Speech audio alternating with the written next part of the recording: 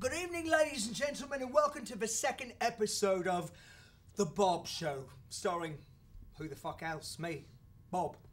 First and foremost, I'd like to give a special 4 and 20 to all my stoner friends out there. I mean, if it wasn't for you, we probably wouldn't have any ratings at all, would we? Secondly, our producers have informed me that last week's episode was distasteful and entirely too sexual for this show. They have since then forced me to sign a contract stating that I would censor myself if I intend to keep my job. Yeah, I got your job right here. Our guests this evening include Jennifer Parsons, here from the hit show Protecting Pink, here to talk about her children's book. John Boozman's son, Norm Boozman, is here to talk about his organisation, MAME. And finally, Mr. Charlie Sheen himself is here to talk about directing his new pornographic film entitled 2.5 Women and Charlie. Ladies and gents, welcome to another lovable episode of The Bob Show.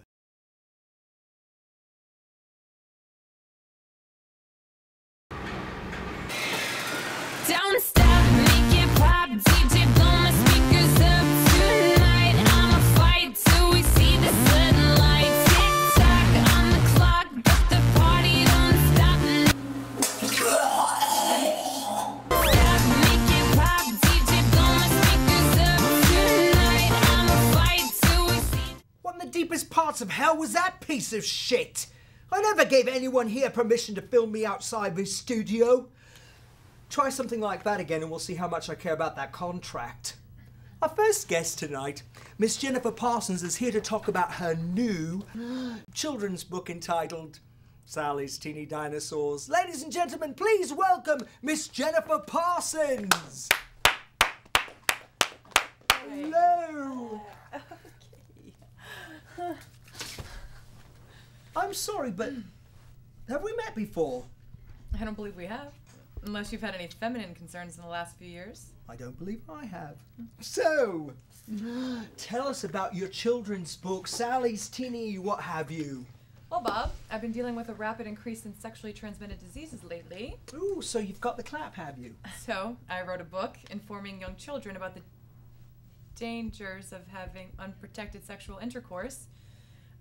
Sally is a mischievously curious young girl who becomes entrapped in a torrid love affair with an evil prince who preys on her innocence.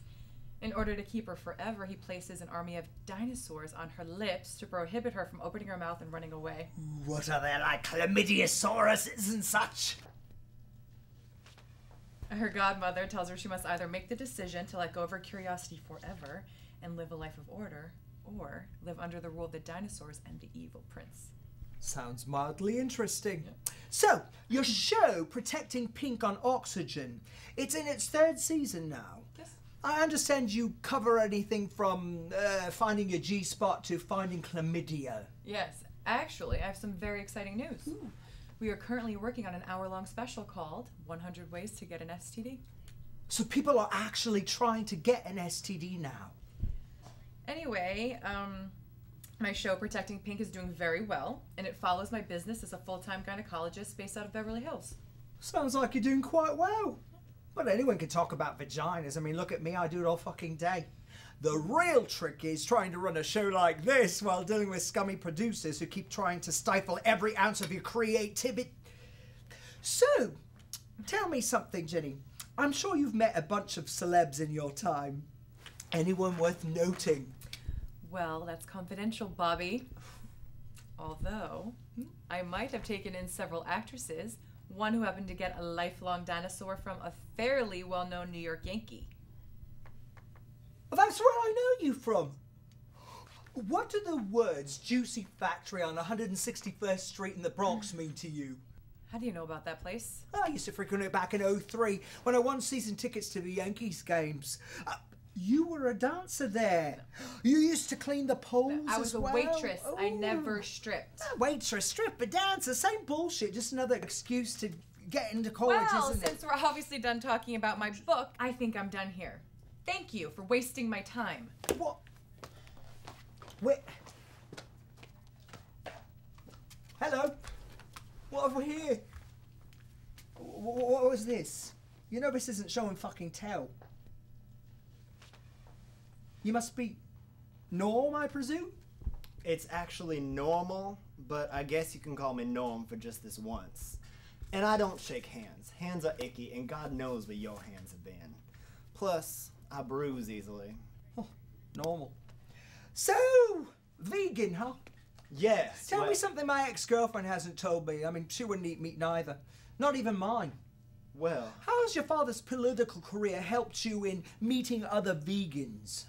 Daddy has lent me quite the sum of money to help get a jump start in co-founding my organization, MAME. Sure he's proud. He'd rather I follow in his footsteps, but politics give me a headache. I needed to get away from everything I was raised growing up to be. On that note, being a vegan means not eating any meat or wearing any animal product. That includes them carcass boots you're so elegantly sporting.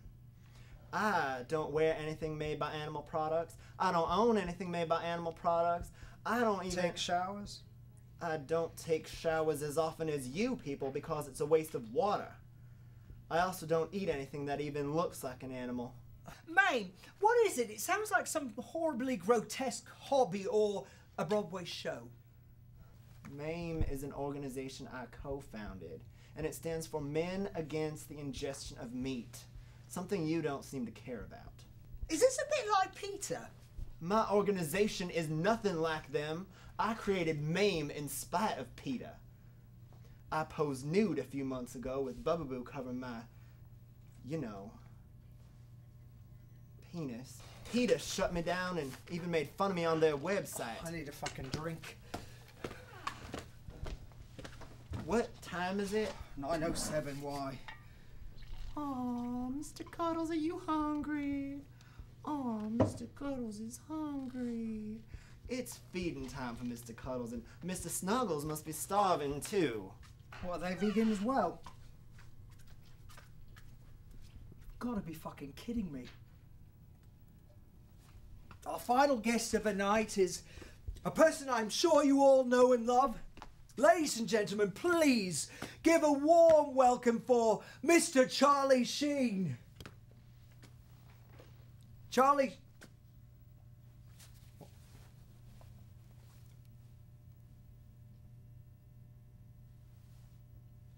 Ladies and gentlemen, our producers have informed me that they weren't able to book Mr. Sheen. Really, guys, you couldn't get Charlie Sheen?